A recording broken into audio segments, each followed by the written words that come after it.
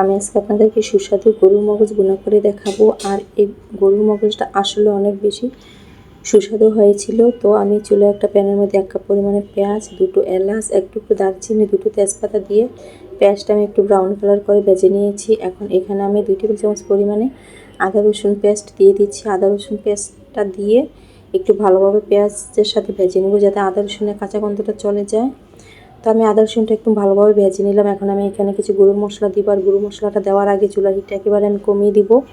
এখানে আমি 1 চা চামচ দিয়ে দিচ্ছি হলুদের গুঁড়ো, 1 চা চামচ দিয়ে দিচ্ছি মরিচের গুঁড়ো, 1/2 চা চামচ দিয়ে দিলাম গোলমরিচের গুঁড়ো, 1 চা চামচ ধনিয়ার গুঁড়ো, 1 চা চামচ জিরার গুঁড়ো, আর 1/2 চা চামচ দিয়ে দিলাম গরম মশলার গুঁড়ো, স্বাদ মতো লবণ দিয়ে দিলাম। দিয়ে চুলার হিটটা একেবারে কমিয়ে দিয়ে মশলাটা আমি 20 থেকে 25 সেকেন্ড একটু ভেজে নিচ্ছি। ভেজে নিয়ে এখন এখানে আমি সামান্য একটু পানি দিয়ে মশলাটা একদম ভালোভাবে আমি কষিয়ে নিব। তো মশলাটা আমি একদম ভালোভাবে কষিয়ে নিলাম। এখন এখানে আমি একটা গরুর মগজ দিয়ে দিচ্ছি।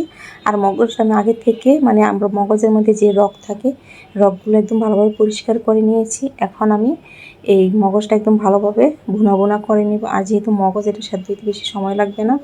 তো এটা আমি কিছুক্ষণ কষানোর পরে মোটামুটি মগজটা আমার সেদ্ধ হয়ে গিয়েছে। এখন এখানে আমি একটা টমেটো কেটে দিয়ে দিচ্ছি, আর 4-5টা কাঁচামরিচ আস্ত দিয়ে দিচ্ছি।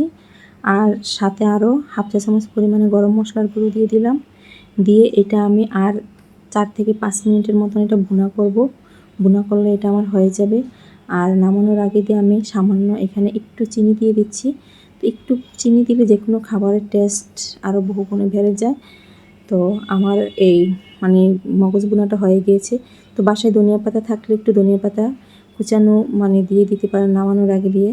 তো আমার কাছে ধনিয়া পাতা ছিল না, তাই দেই নাই। আর আপনারা চাইলে এভাবে খুন্তি দিয়ে এই মগজটা একটু ভেঙে ছোটো ছোটো টুকরো করেও দিতে পারেন। তো আমি কিছুটা ভেঙে দিয়েছি, যাতে পেঁয়াজটার সাথে একদম ভালোভাবে মিশে যায়। তো এই হলো আমার আজকের মগজ ভুনা রেসিপি। আর এটা যদি ভালো লেগে থাকে প্লিজ লাইক, কমেন্ট এবং শেয়ার করে দিবেন।